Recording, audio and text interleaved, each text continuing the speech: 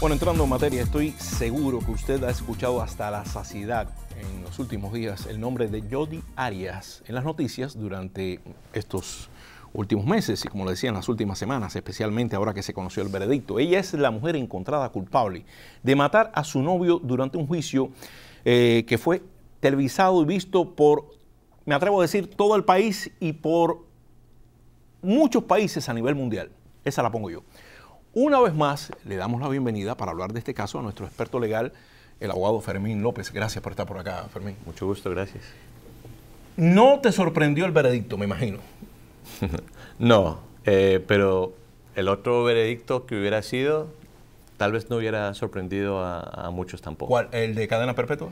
No, o sea, eso va a ser la próxima etapa, Sí. lo de cadena perpetua. Pero digo, si no lo hubieran encontrado culpable de primer grado, o sea, si hubiera sido algo que tal vez el jurado hubiera considerado que lo de ella sí fue a nivel de pasión, que se estaba defendiendo o algo así, había ciertas pruebas que tal vez hubieran ayudado a un jurado a encontrar ese veredicto también, pero no era muy probable. ¿Pero tú crees que entonces la defensa no hizo su trabajo como es debido? En mi opinión, la defensa hizo un trabajo adecuado, pero yo me atrevo a decir que tal vez se les fue la mano. O sea, tal vez no hubiera sido necesario poner a esta chica en la estrada a dar testimonio por 3 semanas tampoco. Entonces la defensa tal vez, o sea, no lo pensaron de la mejor manera, pero yo creo que el resultado tal vez no hubiera sido diferente de otra defensa. Abogado, ¿y a qué evidencia se refiere usted cuando menciona que habían ciertas pruebas que le hubieran dado un vuelco a lo que es el veredicto en este caso?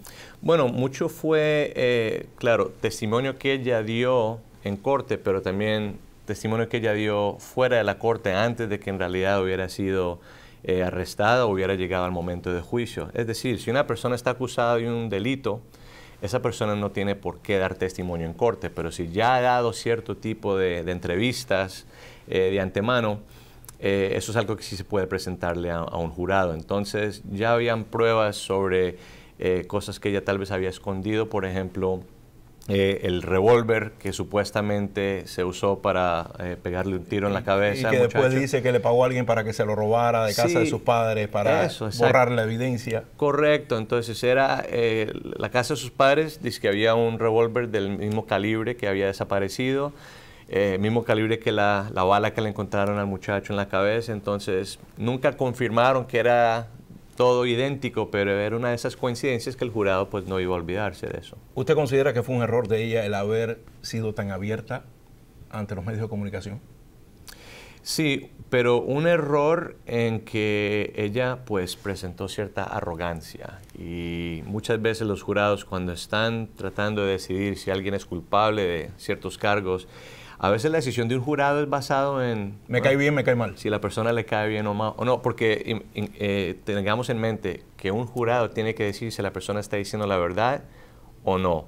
Y parte de creerle a alguien es si a esa persona le cae o no bien, porque uno se siente como un poco más cómodo con la persona si le cae bien, y si le dice una mentira o no, se puede decir mejor. Personalmente a mí me llamó mucho la atención, Fermín, lo ecuánime que estuvo ella todo el tiempo, incluso cuando escuchó su sentencia. Y es más, concedió una entrevista a un canal de televisión, acto seguido, y habló por 45 minutos que parecía que había salido de un juicio por una multa. Sí.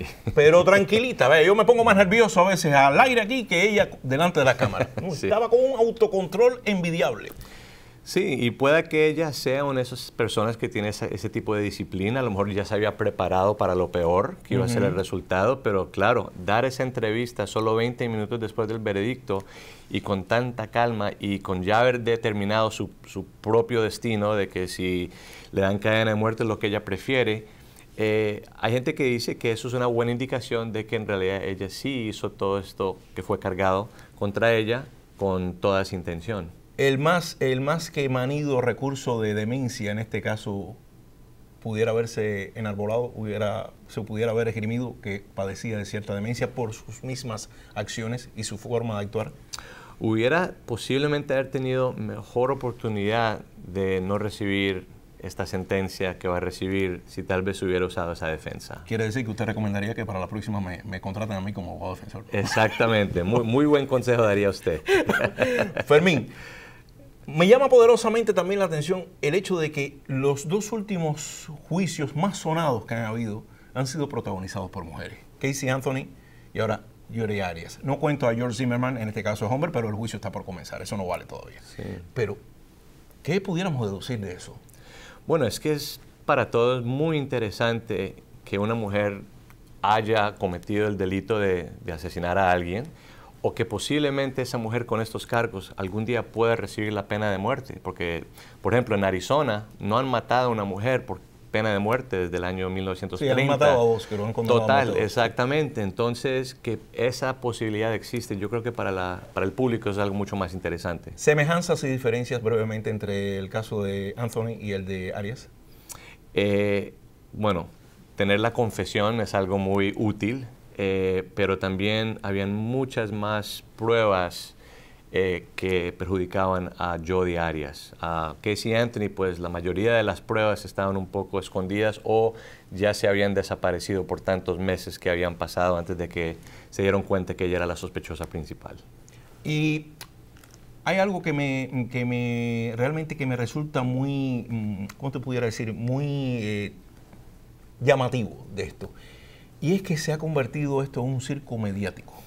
El caso tanto de Casey Anthony como el de Arias. ¿Cuánto pueden influir los medios de comunicación y la opinión pública en el veredicto al que arribe un jurado?